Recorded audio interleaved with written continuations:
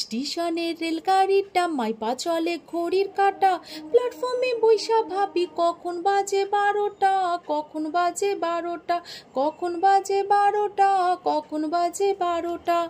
এই অলরেডি কিন্তু আমার ঘড়িতে 12টা বেজে গেছে। এরপরে যদি আমি রান্নাঘরে গিয়ে রান্নাটা না করি তাহলে কিন্তু সময় মতো তোমাদের সঙ্গে ওই রান্নাটা শেয়ারই করতে পারবো না।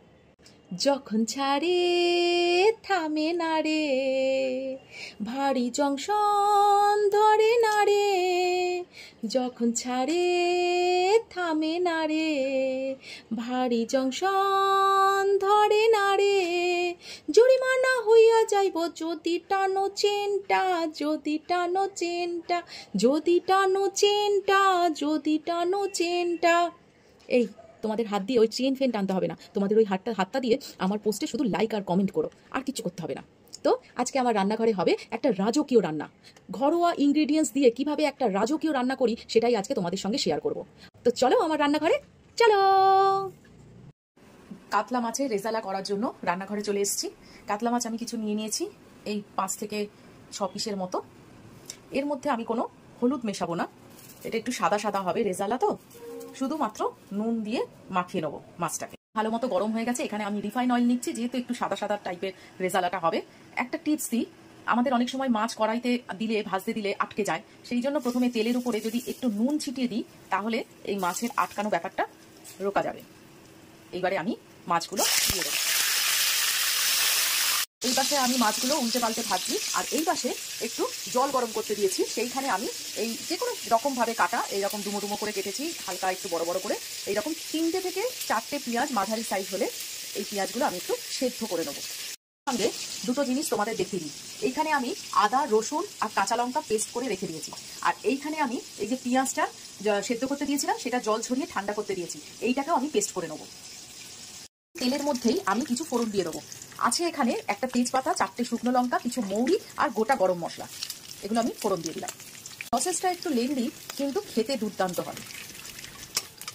থেকে একটা ভাজা ভাজা গন্ধ এসছে, এর মধ্যে আমি দিয়ে দেবো পেঁয়াজ বাটা। ভাজা ভাজা হয়ে গেছে, দেখো ওপর থেকে তেল ছেড়ে দিয়েছে। এই সময় আমি আদা, রসুন আর কাঁচা লঙ্কা পেস্টটা দিয়ে দেবো। মশলা থেকে তেল ছেড়ে দিয়েছে, এইবারে আমি 1/2 চামচের মতো ধনে গুঁড়ো, 1/2 চামচের মতো জিরে গুঁড়ো দিয়ে দেবো। এইবারে আমি একটা পেস্ট দেবো। কি কি পেস্ট আছে একটু ভালো করে শুনে নেবে। আছে একটু দই, একটু কাজু বাদাম, একটু চারমগজ আর একটু পোস্ত। এটাকে আমি জলে ভিজিয়ে রেখে দিয়েছিলাম, মানে ওই দইয়ের মধ্যেই ভিজিয়ে রেখে দিয়েছিলাম, আর সেটাকে আমি পেস্ট করে নিলাম। এটাই হচ্ছে রাজকীয় ব্যাপার। ভালো করে নেড়ে নেব। ব্যালেন্সের জন্য একটু চিনি দিয়ে দেবো, যেহেতু দইটা পড়েছে একটু চিনি না দিলে ভালো লাগবে না, অল্প করে চিনি দিয়েছি। মশলা আমার ভালো মতো কষা হয়ে গেছে, মশলার সাইড দিয়ে একদম তেল ভুরভুর ভুরভুর করে ফুটছে। এরপরে আমি ওই মিক্সি ধোয়া জলটা দিয়ে দেবো। বেশি জল দেবো না, অল্প একটু জল দেবো, দিয়ে মাছগুলো দিয়ে দেবো।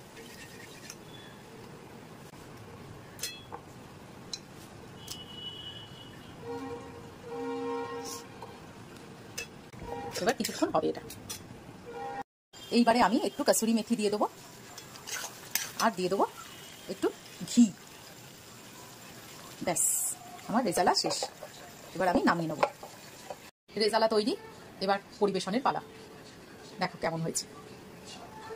নিজের থালি নিজেই রেডি করে নিয়েছি। অল্প একটু ভাত নিয়েছি, পেঁয়াজ নিয়েছি, কাঁচা লঙ্কা নিয়েছি, রসুন পেঁয়াজ দিয়ে চিংড়ি মাছ দিয়ে একটু আলু ভেজেছি, যেটা আমার ছেলে খুব ভালোবাসে। আর আজকের রেসিপি কাতলা মালাইকারি। চলো খেয়ে নি। তো চোখের সামনে এত সুন্দর একটা রেসিপি নিয়ে থালা সাজিয়ে বসিয়ে রেখে লাভ নেই। এই একটু গ্রেভি নিলাম, একটু মাছ নিলাম, ভাতের সঙ্গে সুন্দর করে মাখলাম আর মুখে পুরে দিলাম। ও কি দুর্দান্ত খেতে হয়েছে গো, একবার করে দেখো। সব জিনিসগুলো বাড়িতে পাওয়া যায়, কাজু যদি না থাকে একটু কিনে নিয়ে আসো সামনে থেকে, আর যদি কাজু একান্তই না পাও ওই কাঁচা বাদাম সেটা দিয়েও করতে পারো। দারুণ দারুণ। মুখে পড়তেই মিলিয়ে যাচ্ছে মাছটা। সেই একঘেয়েমি ঝাল ঝোল এইসব ছেড়ে যদি একটু এটা করতে পারো তাহলে খুব ভালো লাগবে। আর দেখো কাতলা মাছটা একটু বড় হলে খুব ভালো হয়। দেখো এর কাঁটাটা দেখো, একদম বড় কাতলা। তো আমি খেতে থাকি, তোমরা বাড়িতে করে একদিন আমাকে অবশ্যই কমেন্ট বক্সে জানাবে। তো টাটা।